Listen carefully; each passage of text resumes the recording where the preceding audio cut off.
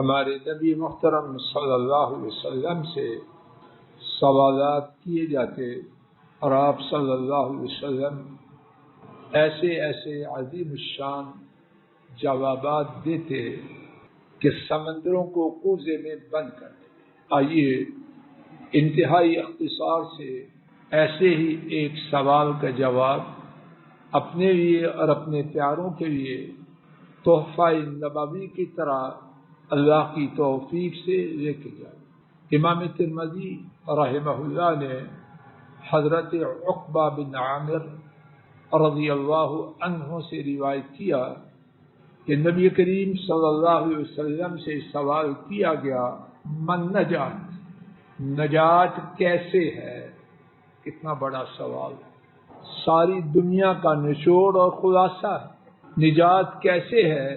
حضرت صلی اللہ علیہ وسلم نے ایک سطری 3 باتوں پر مشتمل جواب دیا۔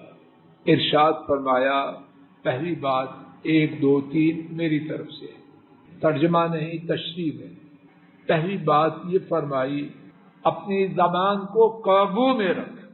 3 نہیں، اگر صرف ایک بات مجھ میں آپ میں اور معاشرے میں آ جائے، خیر کا انقلاب آئے کہ نہ آئے، گھروں کے کتنے جھگڑے، اس کا سبب یہ زبان گوشت کا لوتھڑا ہے۔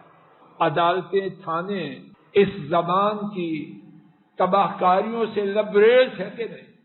اور یہ بات تو دنیا کی ہے، کتنے ہی لوگ نبی کریم صلی اللہ علیہ وسلم کی خبر کے مطابق چہروں کے بل اپنی زبان کے نتائج کی وجہ سے ہو۔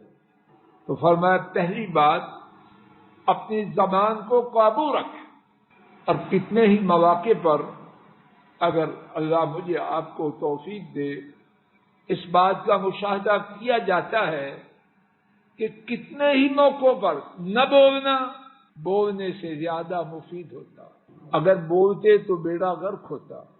بنے بنائے کنبے، بنے بنائے ادارے، بنے بنائے ملک اگر زبان کو کنٹرول میں رکھا جاتا، اللہ کے فضل و کرم سے باقی ہمیشہ ہمیشہ کے لیے جب تک اللہ کا حکم میں رہتے، لیکن زبان نے آ کے تہس نہس کر۔ دوسری بات، تیرا گھر تیرے لیے وسیع ہو، کیا مطلب 1000 گز کا مکان ہو یا 500 گز کا؟ نہیں، معنی یہ ہے جو کٹیا اللہ نے تجھے دی ہے یا محل تجھے عطا فرمایا ہے، اس سے بلا ضرورت باہر نہ نکل۔ غور فرمائیے کتنی بربادیاں بیکار گھروں سے نکلنے میں ہیں۔ اگر گھروں میں ٹکا جائے، بیکار نہ نکلا جائے، کتنے اخراجات ان کا نام و نشان مٹ جائے۔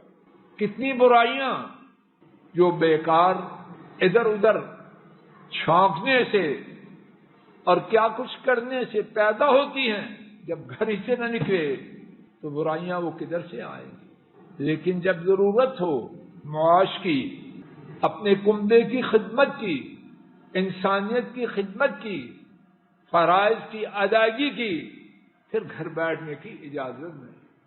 اور یہاں یہ بھی بات نوٹ کیجئے، یہ حکم کن کو ہے؟ مردوں کو، پہلے مردوں کو۔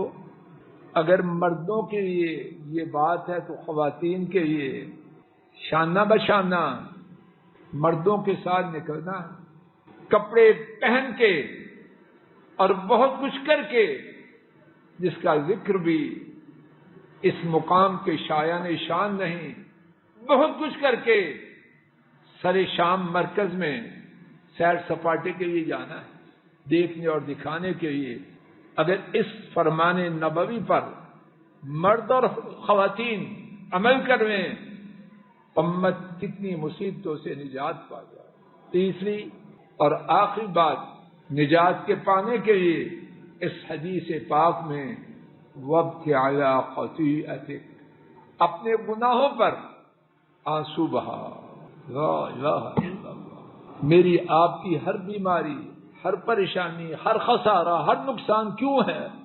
میری آپ کی کرتوتوں کی وجہ سے۔ جب گناہوں پہ رونا آ جائے سیاہکاریاں رہیں گی یا مٹ جائیں گی؟ اور جب گناہوں پہ روئے گا، یہ رونا آئندہ گناہوں سے بچنے میں مدد دے گا کہ نہ دے گا؟